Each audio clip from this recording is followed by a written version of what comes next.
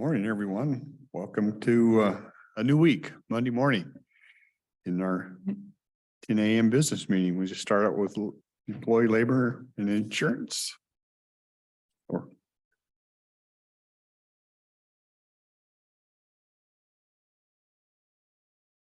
Good morning, Commissioners. Jessica Warren, Human Resources.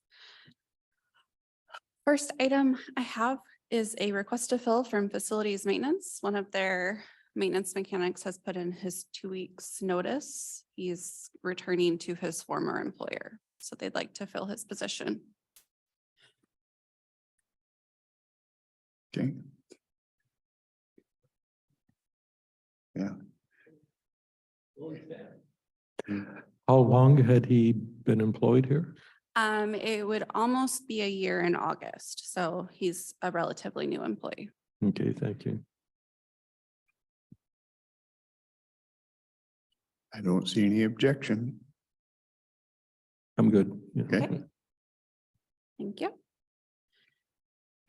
Next item comes from the board's office. Kelly would like to request to make the office specialist full-time effective 6/1.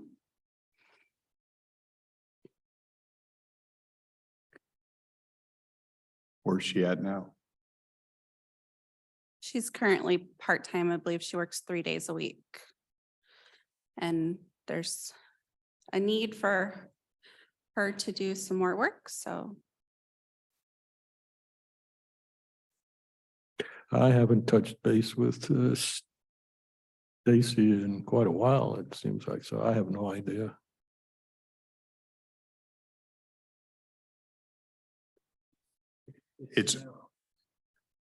It's our office. Oh, I'm sorry. I thought I heard Stacy Mikleboost. No. No, Kelly would like Stacy? to make the office Oh, specialist Kelly, full-time. okay.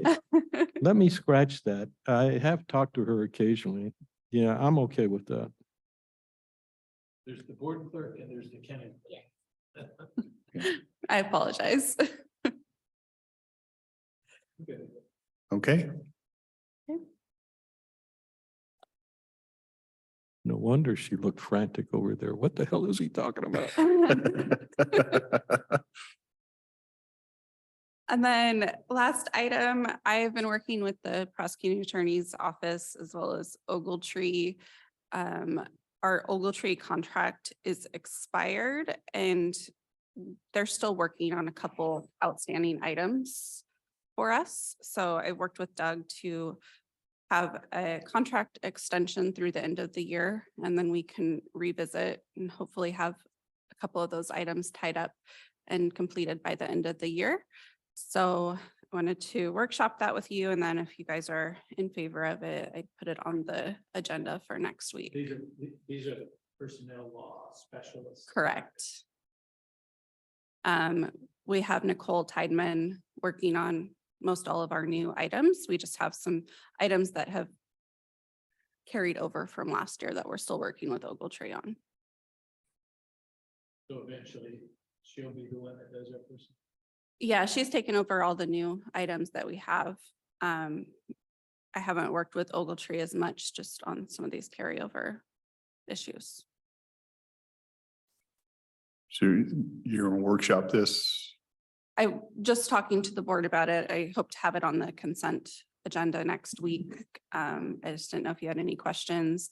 It's the same rate that we pay both Ogletree and Ballstead. It's just a extension through the end of the year. To wrap up a couple items that are still being worked on. Okay. That still is a fee for service kind of thing. right? Correct, yeah. Yeah, I'm good with We that. only pay if we use them. Okay. Okay. And that is all I have for this morning. I do have a executive session during the 11 o'clock for collective bargaining, so I'll be back. Okay. Okay. Thank you. Thank you. Budget.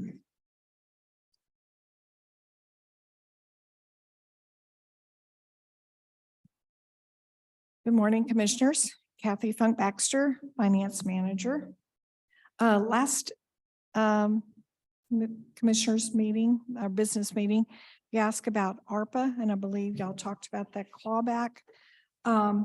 Last week, I went to a webinar put on by our government financial officers, and they spoke about the ARPA funds. And they said one of the key elements there is if it was deemed appropriated or not. They believe right now that the ARPA funds that have been distributed are fully appropriated and are not in the unappropriated category. So I don't think we're at risk for our ARPA funds being clawed back. And I know that our auditor's office is going to meet with y'all to give you an update on where we're at on ARPA, I believe this week or next week. On how much is left in it and stuff. Right. Yeah, okay. As of April, the investment reports, you had about 18 million unspent right now. And so I think they're going to give you an update on that, of what's been allocated of that 18 million. Okay. Would you mind repeating that last sentence? As of the end of April, the investment reports showed 18 million unspent.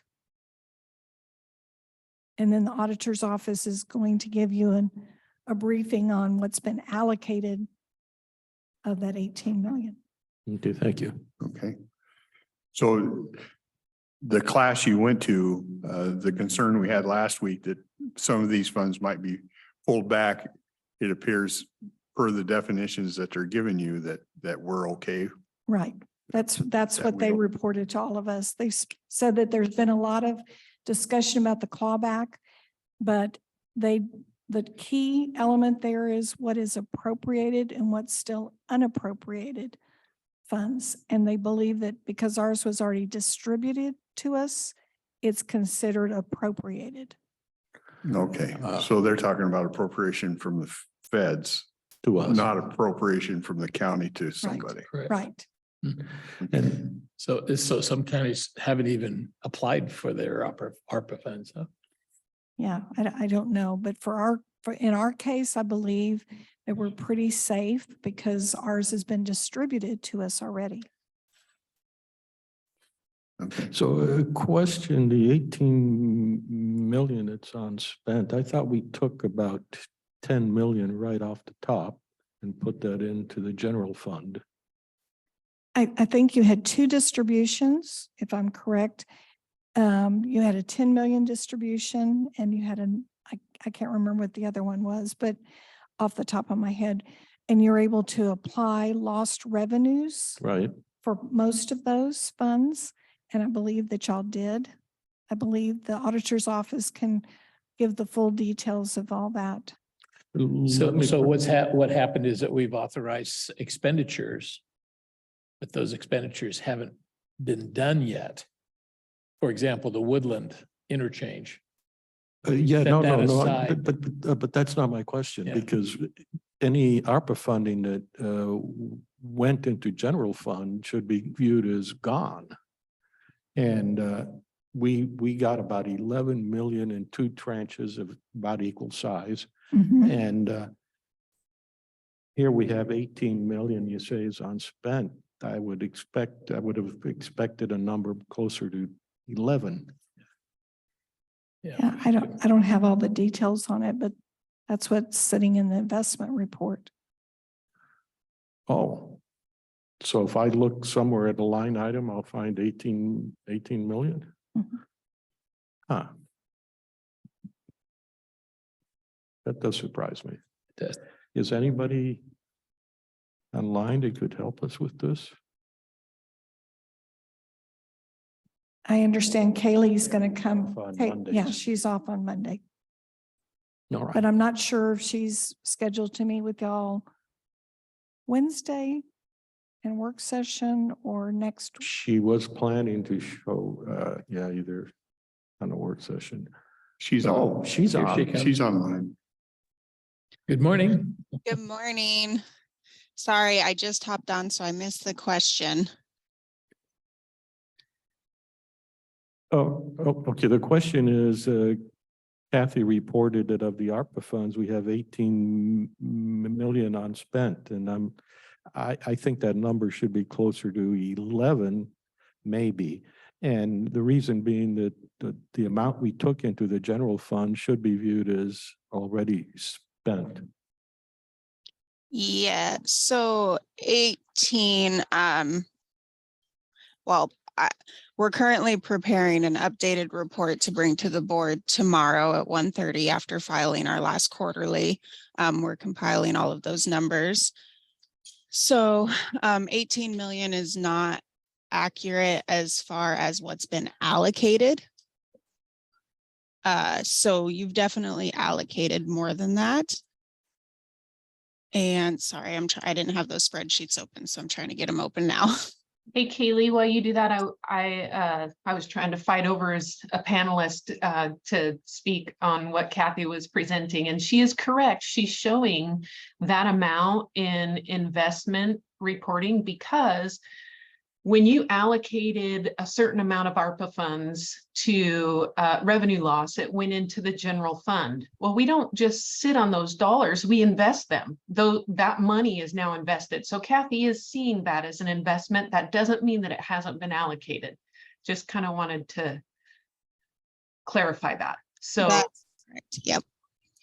Okay, in the view of potential clawbacks, if apparently our understanding is ancient and the clawback is not on the table, but had it been on the table, I would have claimed that money moved to the general fund is in the general fund, no Yes. longer ARPA money. yes, it was Yes. allocated as revenue loss.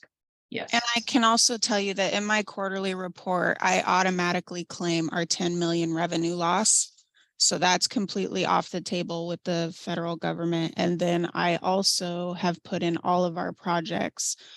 So in our portal, again, I don't have all of that open. I apologize right now, but I will bring that to the board tomorrow at the meeting. We have allocated, as far as the Department of Treasury is concerned, nearly all of our funding. I can get a specific dollar amount to you guys tomorrow, but we have claimed the 10 million. And then we also have in there on the other side of things, all of the public works projects, Carroll's Water Association.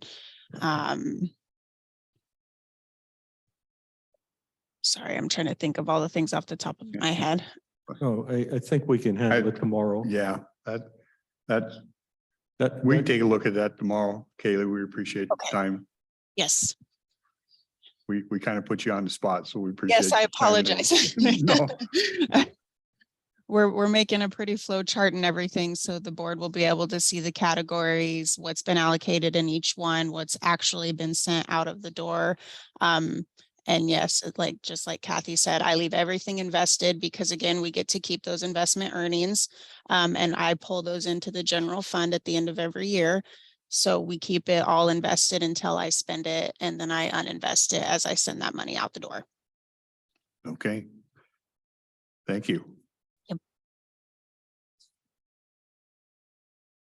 Okay, I had a couple other things. I think I'm concerned, and I think everyone's concerned about the impact of the debt ceiling. And so I specifically asked two of our largest areas with potential federal funding to ask if they're hearing anything from their constituents or their groups. And those were the areas of Health and Human Services as well as Public Works. I'm anticipating that we may see some impact on our sales taxes. So if delay in payments are made for federal payroll, pensions, Social Security, veterans benefits, things like that.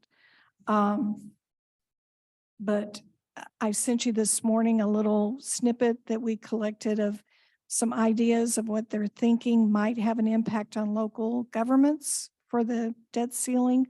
And so really my major concern would be the impact on our sales tax right now, revenues.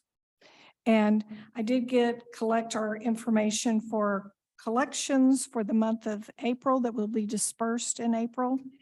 And we actually are seeing a 29% increase April 23 compared to April of 22. Last month, I reported that I saw a decline of 16% from March to March. It's all over the place. It's not really very stable right now. So just to be sure, April 23rd to April 22. collections. Yeah, collections meaning the sales tax. Mhm. And that was some huge number. Yes, 29% increase. So 23 was a little over $1 million, $1,007,000. And 22 was 776,000 in comparison. I wonder if the construction for the new box plant accounts for some large purchases that may account for some anomaly. Like, that's a huge change. We've seen double digit before, but nothing anywhere as close to that, except for when there's some big piece of equipment that's purchased. Yeah. And Thank you for that. I think that makes sense. Yeah.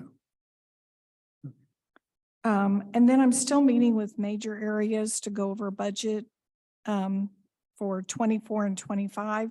Last week I met with the Sheriff's Department. This week, meeting with Health and Human Services. I also spent time with the Assessor's Office to get a better understanding about the levy calculations and what my office or the office, our role in the certification process, so I can better understand it. So that was very helpful. so did you get a good explanation of the levy process? Yes, I did. Well, good, because we've been at it for a while and it still seems a little confusing. It is complex, but it made sense. No. It is complex and it doesn't make sense, but it is understandable. Okay, thank you. And then also I spent time with IT, and Kim may have more information for you, but we talked about the cost allocation plans for prior years. We looked at those.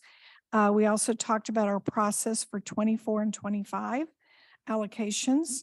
I hope to have preliminary draft to share with you that will incorporate equipment replacements, not only desktops, but also servers, storage, switches, and telephone system. I know we're buying a new telephone system, but we also have to have in our allocation plans a way to plan for the replacement of that in, I would assume maybe 7 to 10 years. It looks like most of our equipment's on that cycle. So, but right now it doesn't look like we have enough time to put together get all the data and everything to do any major shift on the allocations that we're currently doing. Right now, the practice is 50% allocation is based upon departmental FTEs, and then 50% of the allocation is based upon the devices in an actual department. And so Kim and I have been discussing everything that's involved if we wanted to revamp that and look at things like storage capacity and things like that by department.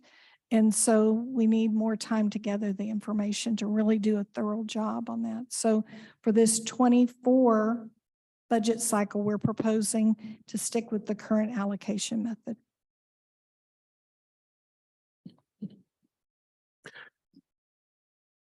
I think the simplicity of the current allocation always gets a check mark from me. Yeah. I mean, keep it simple. It's more, to me, it's always that you're more consistent using the same way all the time instead of always changing it up. So, Right. So I would agree. I'm okay with that. I'm more interested in getting allocations for service life for equipment, so you can get a replacement schedule that makes sense on. And that's some what of that stuff. that's what we're working on, is Yeah. making sure that we have all that built and that we can demonstrate that it's included in the allocation. Yeah. Yeah, that's complicated issue also. And I've never been really happy with replacing machinery on a timetable. Some point it may be an exercise between the time, the number of staff members you need versus just replacing everything. And I'm not sure that trade-off goes. The machine I have at my house is over 10 years old. The real problem with it now is I can't put Windows 11 on it. So any machine that can't handle Windows 11, we're going to have to replace. But Yeah. other than that, And that's my concern with that mostly. It's not so much that the machines stop doing what they do, is you start losing support for them from the vendors. yeah, typically, it's a discussion. The support I'm always afraid of is what we suffered with the telephone system. We fell so far behind that we lost track of anything. And so Yeah. And that's all I have Yeah, to report. I think we're all pretty good with the approach you're Yeah. taking on those things. So And I think there was one question last time, and I did bring it with me. Our finance committee, when we had our meeting, I think you had asked a question about our return. right. And it was for the first quarter, which all of it's new because we're with the new investment portfolio. So the return for the first quarter was 1.23%. And that was very on par with what the benchmark was for the quarter, which was 1.29. Yeah. And they're still in the process of how to say it. Allocation. Yeah, the allocation asset piece. allocation. It's just not something that usually investments, you just do it all at once or kind of building towards it. So. Right. I think if I remember correctly, the state investment pool had been as low as 0.75 or something like that. Much But even lower. they've raised their History. interest. It was down to point Pretty small. 0.1 or something. Yeah. Going back to the sales tax, I think that was a good explanation we got from our colleague, but I also am wondering if you have the opportunity to figure out if that's true or not. I'm concerned that with inflation as it is, I know my attitude is I better buy it today rather than tomorrow. So I draw down my bank account to get something that I might otherwise have postponed. And one way to look at that is through the credit card debt, which I know in this country has zoomed. Do we have any way to find out what our credit card debt is in the county? I don't know, but I could find out. And then the other thing is on the sales tax collections, the database that I'm getting the numbers from, they do have the ability to pull down details, I believe. And I've been looking at to see if I can make heads or tails of it. There's like 11,000 rows. So, and 1 month was 12,000 rows. So I'm going to need to do a little bit more digging to figure out how I can pull that down and filter it and things like that. So I hope to have a little bit better explanation as far as like, where is there a bump or where I can see some of the increases, or what industry, for example, is driving some of the sales tax numbers. Now, when we, and then appreciate that, that's good. That 1.23 return, that seems low to me considering what the T-bills are going for now. Is there an explanation? Well, I think the explanation is that the asset portfolio hasn't been fully developed yet. They just started, I think, in January or late December. And so I So would ask the treasurer to maybe. This 1.23 is there's a chunk of money, and that 1.23 is the average return over the big chunk of money, while we're only applying the new stuff So it could be a very low rate for most of the money and a very high rate for the small amount of money. I'm not 100% sure the makeup. I didn't bring my printouts for the full report. Okay. Doesn't that seem a little on the low side, the 1.23? Our auditor is online. I'm wondering, Oh, there she Carolyn, is. can you help us out on understanding the Yes, sales tax increase? I was just pulling up my minutes here, trying to figure out the minutes from the finance committee to see if that 1.3 is accurate. No, sorry, I pulled up the special, we just had a special meeting, and that's the notes that I brought up, not the ones that I wanted. Let's see.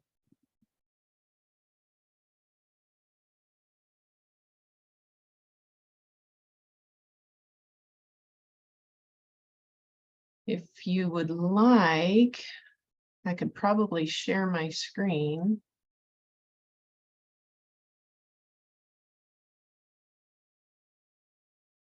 That is courageous. I'd never share my notes. This is the finance committee's notes, and this is actually from our new GPA, Government Portfolio Advisory.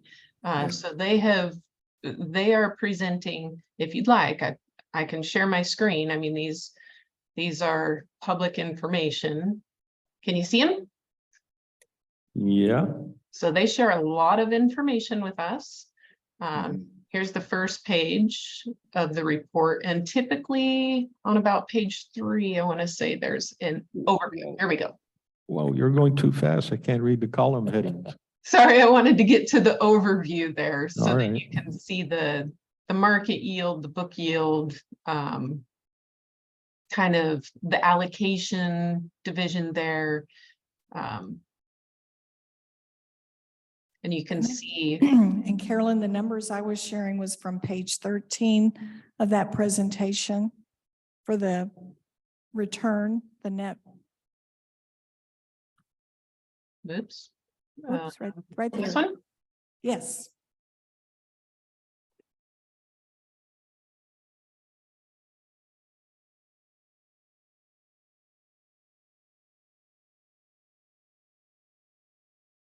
So 1.231 is actually much higher than the rate that we have been seeing for the last 4 to 5 months.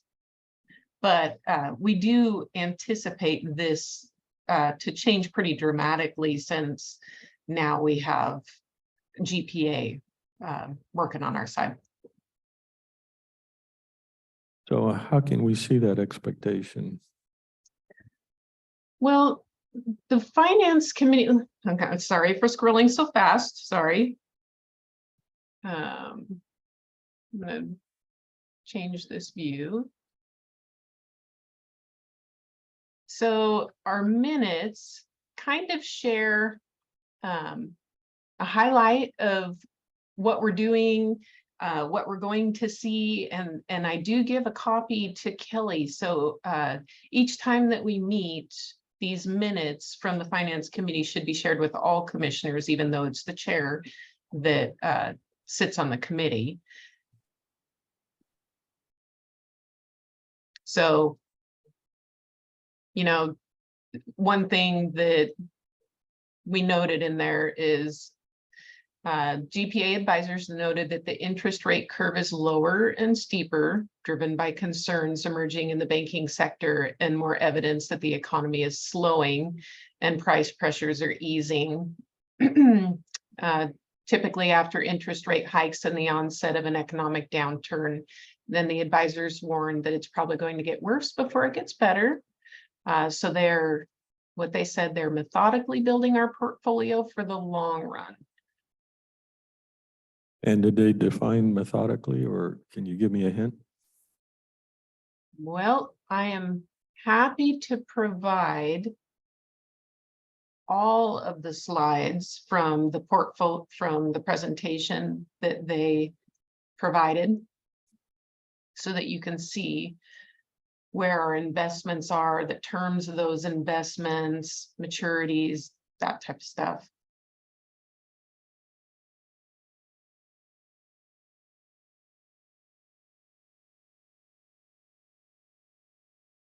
Maybe keep scrolling.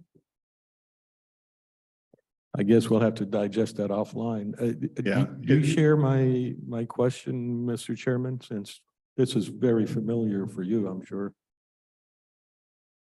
Yeah, when I listened to it, I didn't see anything that looked abnormal to me. I kind of understood. He had I think when he said methodically, they had a time frame. I'm trying to remember over such a period of time, and I can't recall what they were doing, but they kind of watch what the T-bills and all that stuff is doing as to how much they put in and how they build this, but they did have a time frame. I just can't recall if it was over a 2-year period or whatever that they wanted to get to this allocation model.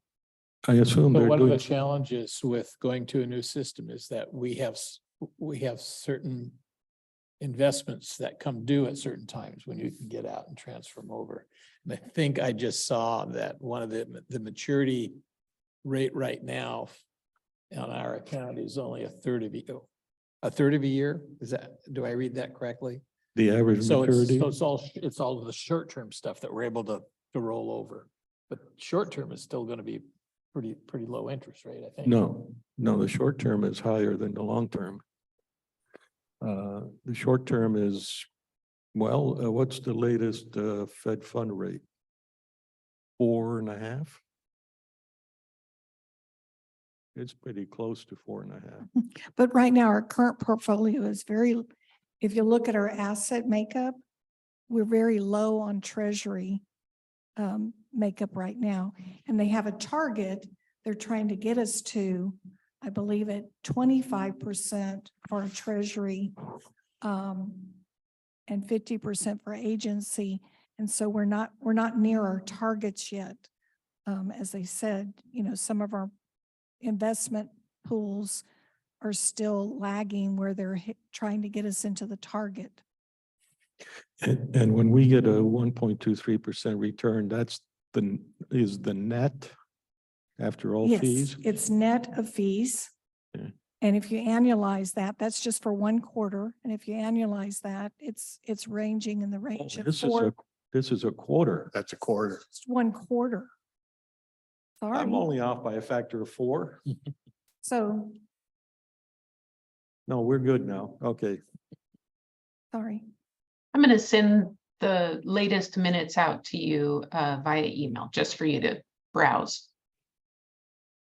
I don't think Thank you. yeah, most things are reported annualized, so.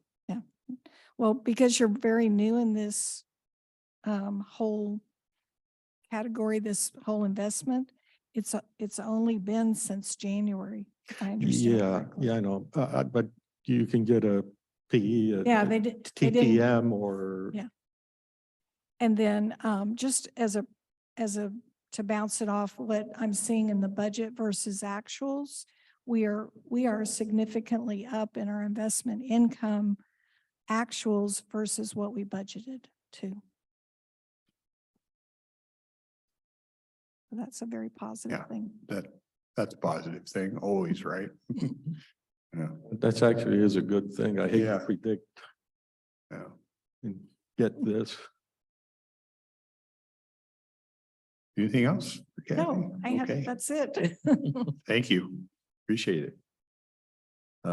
Marin sent me a note. She's in Spokane at a training thing, so we'll skip over that and Kim.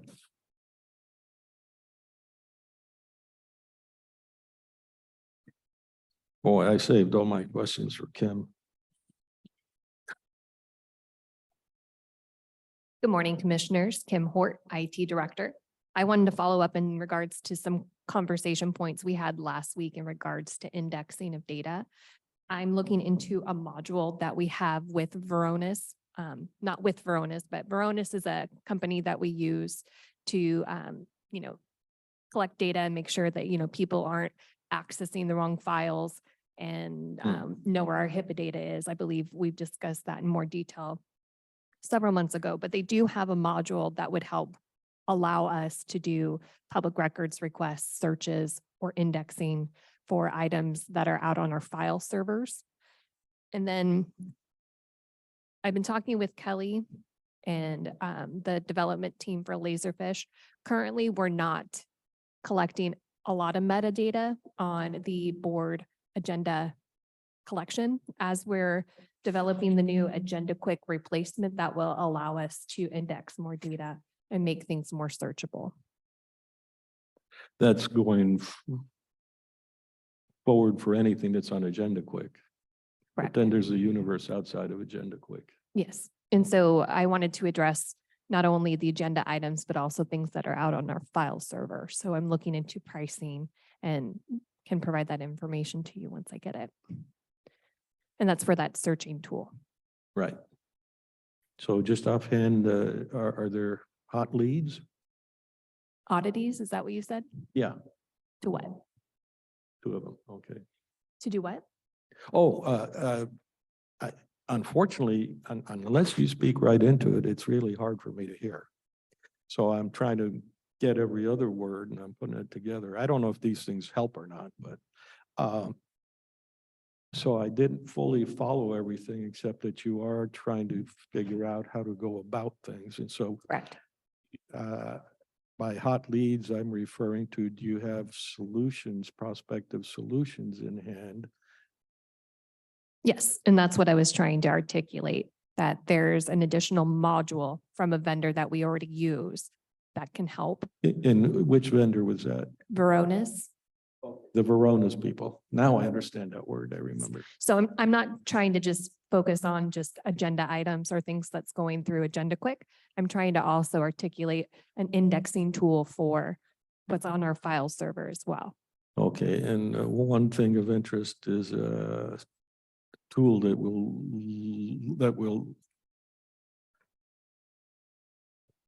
LEARN, learn. Thank you. Yes.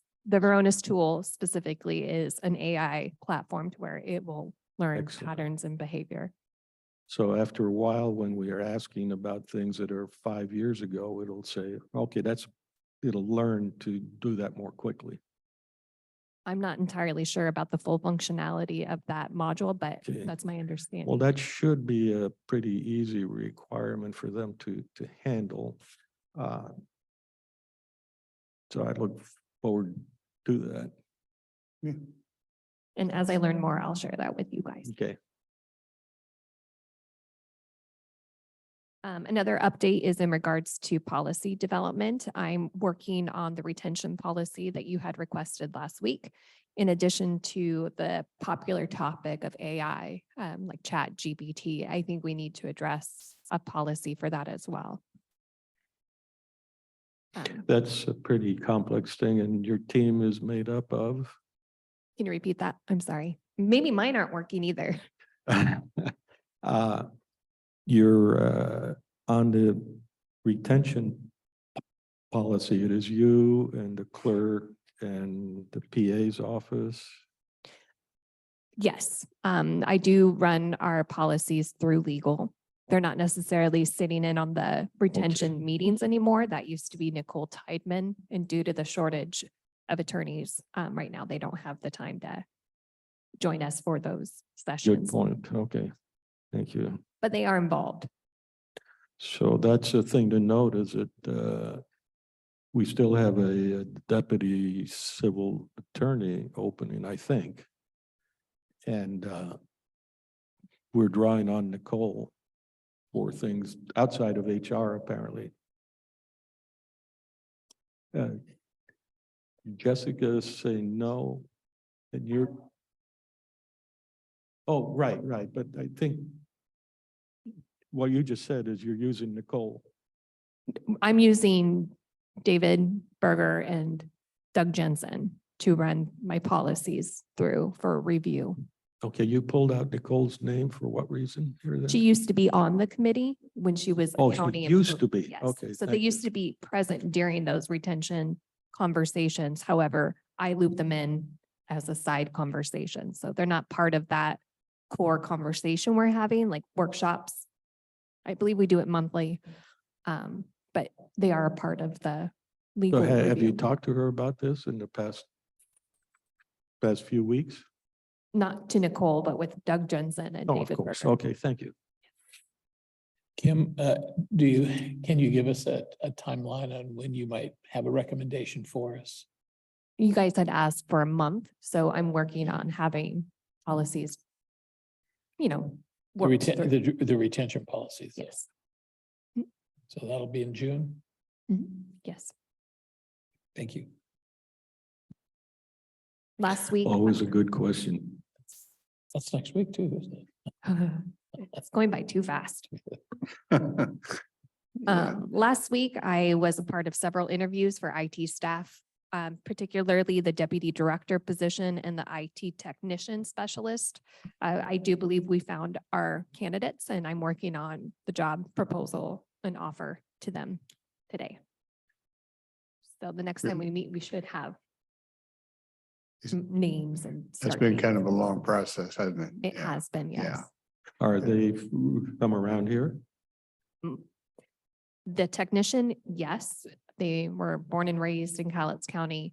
The deputy director potential candidate is out of St. Helens, Oregon. So local-ish.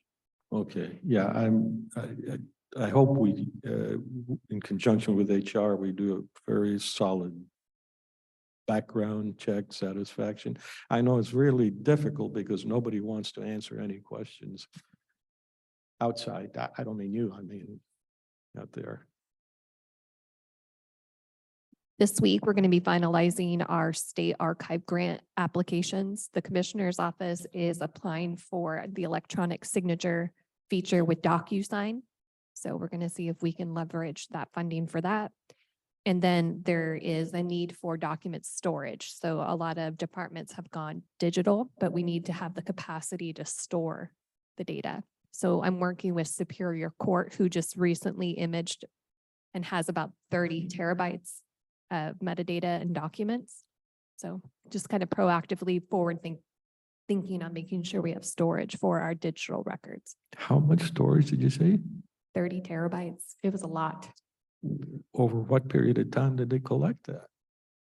I believe they converted their microfilm over to Oh, digital okay. documents. So I All right. believe it's a good span of time. It should be one big lump, not a continuous. I'm sorry? Yeah. Probably one big lump, not a continuous would be scary. Yeah. Well, yeah, and also, I suppose we could go back to 1854, however it is, and I don't know that I don't know what that effort is, but that's a lot of data. Yeah. It was a bit surprising when they told us they had that much, but again, trying to proactively address. Well, when you have state Supreme Courts that make us go back decades and decades to undo stuff that has been done, it's a good thing we have the records somewhere. Yeah, but that's the metadata. If I took metadata, if I took old information and generated a metadata out of it, I would assume that we would do that judiciously and it wouldn't be as much as the current ongoing documents. Because it's of limited use, but also by now we learned what was of interest 15 years ago. And now we don't know what's of interest on anything happening actively, and there are all the limitations on things, and so you make a much broader brush in the past. And of course, the assumption is that the indexing is easy for lay people to understand. I'm sorry? The indexing, that's the key to access, is simple enough for regular lay people to understand. Yeah, although maybe not. I know when we talked to the county clerk, she put in a lot of effort to have judicious indexing of older documents. So when they were doing microfiche to something else, she couldn't just hire somebody off the street. Right. And then other efforts for this week is I'm working on contracts. There's just typical mapping contracts and also trying to save some money with the Mythics PeopleSoft licensing. They projected 8% annual increase, and I've been working with Ashley Clausen to get it down to a 4%, which is what it normally is. You said 8%? Oh, I thought you said 80. No, I was 8. gonna- Okay. So repeat the name of the company you're trying to do. Mythics, it's our licensing for PeopleSoft. Oh, okay. And then we are conducting our AV assessment this Friday. The vendor will be on site and we'll have technical staff walking through the courts, this building and over at the hall. And then we are kicking off the rapid design study for the broadband project, For the which project? the broadband action team, the rapid design study Hmm. with the Cowlitz, Wakayakum, the COG project. Oh, thank you. Yes. The word I missed in there was broadband. Oh, yeah. And I am scheduled to attend a meeting in regards to Spokane County. They had a cyber attack. So we're addressing or learning from what occurred over there to get a better understanding of what happened. So Which county? Spokane. Spokane. Oh, wow. And then as Kathy mentioned, I'm working on a thorough tool to monitor and inventory our assets. Currently, a lot of our data is, in somebody's head or it's on a spreadsheet somewhere. So this is a tool to automate and allow us to properly forecast replacement life cycles and actually know where all of our inventory is at. I would have thought that had already been Same. in the record. No. Can you tell us a little more about what happened in Spokane? I don't know yet. I have a meeting this Thursday to attend and we'll have more information. So I'm looking at a sticker on my computer right now that has a barcode on it. That's totally useless. Doesn't tell you anything. So our client PCs, so your computers, your laptops, those are thoroughly and correctly inventoried. It's servers, switches, routers, those kind of things that are not inventoried, Are not what? not inventoried.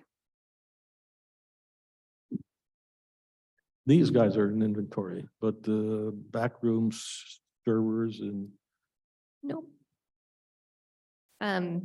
Previous practice was an Excel spreadsheet where, things would be updated as things were remembered. I'm looking to install an agent, which will actually track an inventory and allow us to report off of it. what kind of agent would that be? Case agent, it's what we currently have on our computers. We would just But- install but- that on our servers. We already have the capability to do it, right? So all you have to do is expend the elbow grease to go around and put tags on it and make sure you properly They're annotate. tagged, so they do have like the barcode sticker for branding, but they're not in any type of inventory management system.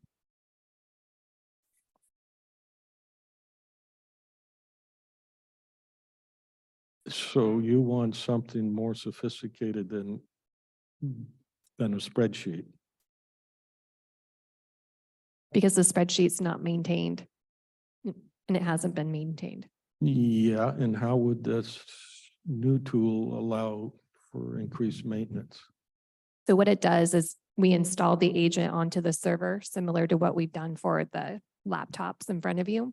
And that agent automatically populates the data into our case management software to where it's centralized, it's I got it. automated. So when we Okay. do patching and all that And stuff. we don't have that in-house? No. Do you know how much we're talking about? $4,000 because I chewed them down, two and a Four- half grand. $4,000 for how long? That's an annual cost for the licensing of, I think we did 150. So it's going to be on all of our physical and virtual servers. But there's no maintenance fee on top of that? They're just annual licensing costs. Okay, which is Yes. the 4,000? That's for this year, yes. Actually, I misspoke. It's through 2025. I didn't catch that lesson. So the $4,000 is licensing for this year all the way through 2025.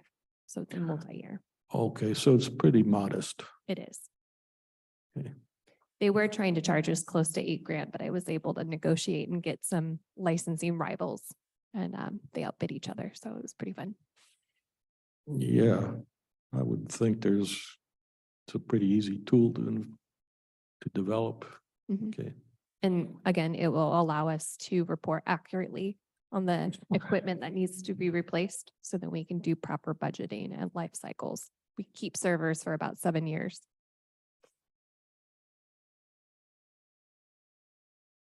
Okay. Great. Any other questions or concerns?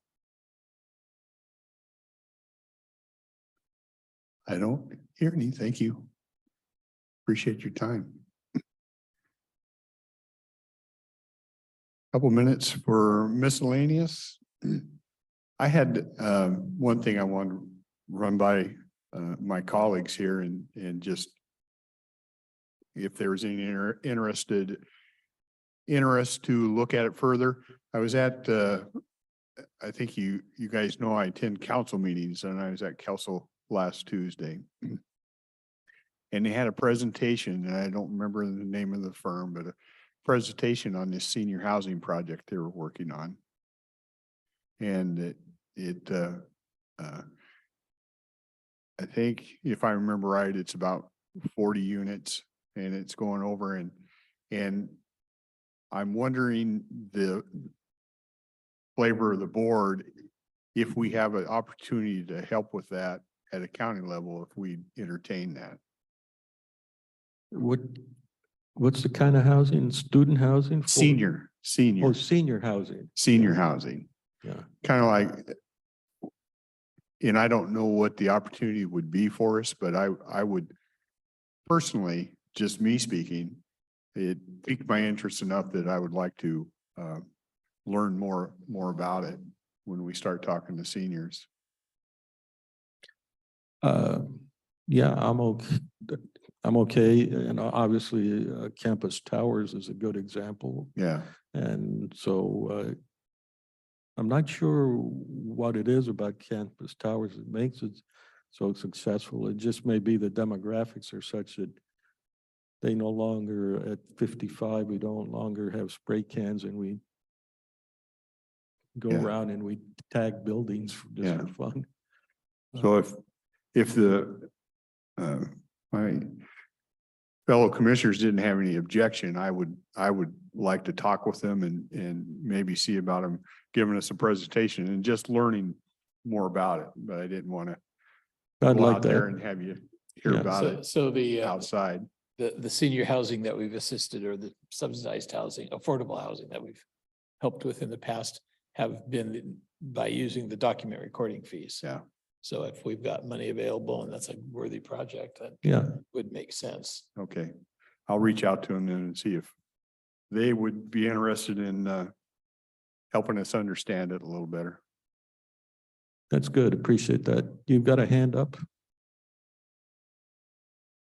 Yes, thank you. Since you were on topic and talking about the document recording fees, I wanted to bring something to your attention. Auditors were just notified last week that the legislature included a budget proviso in the operating budget that we were completely unaware of. And it is as a result of the shortfall in document recording fees. So yeah.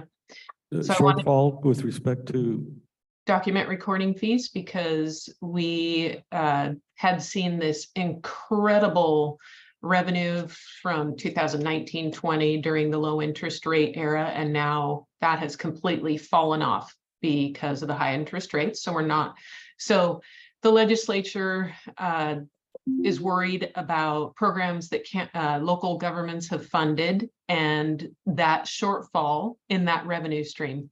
So I wanted to let you know that, like I say, auditors were unaware of this until just last week, but I can tell you there's an amount that Cowlitz County was allocated in this budget proviso.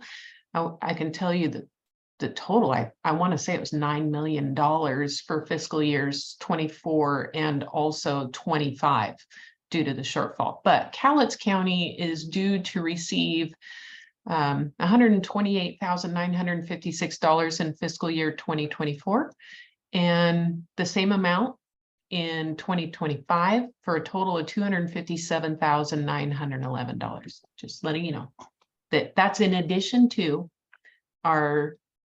the document recording fees that we're collecting through our offices. This is something that's going to be sent to us up front.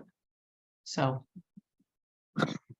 This is an addition that they're trying to make up to get it to get close to equal to what we have been getting, I'm assuming. to make sure that programs that governments are funding, that we don't run low on that funding, because like you say, document recording fee, that is not a stable funding source as we're seeing right now.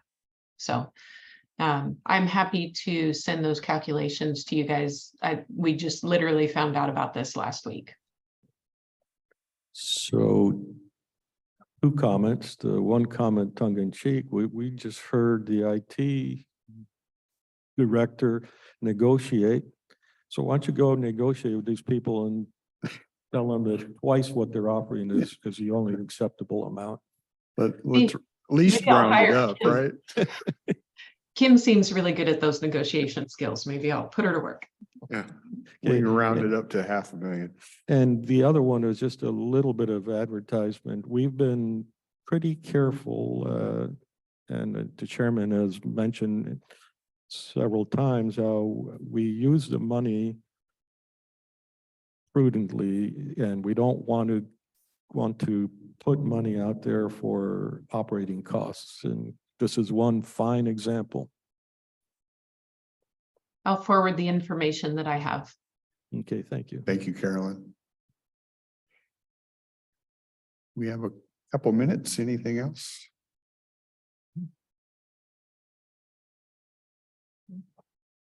Actually, I don't know if Mike Moss is willing to tell us about the gun range, or do you want to do that offline? Okay.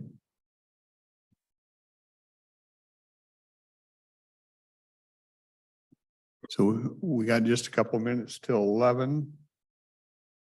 Why don't we, if you're okay, we'll adjourn, take a quick break, and then we'll be right back. Okay, thank you.